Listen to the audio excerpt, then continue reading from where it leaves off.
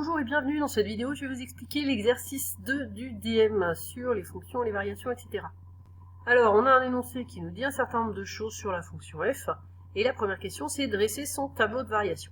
Donc on commence, on fait des lignes comme ça, on écrit x en haut, f de x en bas. Alors, première information, la fonction f est définie sur moins 4, 3, c'est son ensemble de définitions, ça veut dire qu'ici à gauche on va écrire moins 4 et là à droite 3. Bien ensuite, on nous dit qu'elle est décroissante sur moins 4, moins 2, donc ça veut dire qu'il va falloir poser aussi moins 2, écrire moins 2, entre moins 4 et 3. Et ensuite, on nous parle aussi d'intervalle 0, 3. Donc il va falloir placer moins 2 et 0. Voilà, je les ai placés dans l'ordre évidemment. On nous dit que f est décroissante sur moins 4, moins 2, ça veut dire qu'ici, on met une flèche qui descend. Pareil sur 0, 3, une flèche qui descend.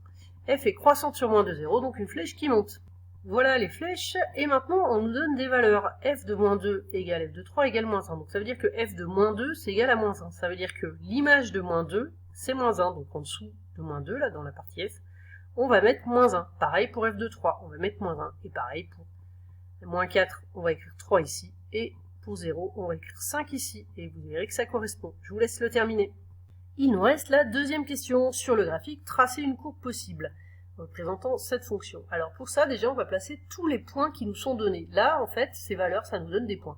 F de moins 2 égale moins 1, ça veut dire qu'on a, j'oublie le F de 3 là pour le moment, F de moins 2 égale moins 1, ça veut dire qu'on a le point qui pour X vaut moins 2 et Y vaut moins 1, qui fait partie de la courbe. Donc on le place. Voilà, je l'ai placé ici, X moins 2 et Y moins 1. On a la même chose donc pour 3 moins 1, donc ici, je vais le placer, je fais une petite croix. Hop.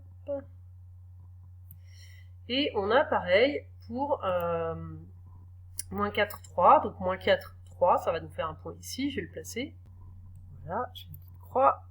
Et donc le dernier c'est 0,5. Donc 0,5 ça veut dire ici. Voilà. Et ensuite, eh ben, vous n'avez plus qu'à relier ces points. Alors pour les relier, il ne faut pas les relier complètement n'importe comment. Vous ne pouvez pas faire des aiguilles que ça monte, que ça descend, puisqu'on vous dit c'est décroissant sur moins 4, moins 2. Donc là, il faut que ça descende de là à là. Vous pouvez faire soit un peu courbe, soit carrément un bout de droite. Hein. Voilà. Ensuite, croissant de moins 2 à 0. Donc là, il faut aussi que ce soit tout le temps croissant, donc tout le temps en train de monter, et décroissant ensuite. Voilà. À vous donc de terminer la courbe qui passe forcément par ces points, qui est forcément décroissante de là à là, croissante ici et décroissante ici.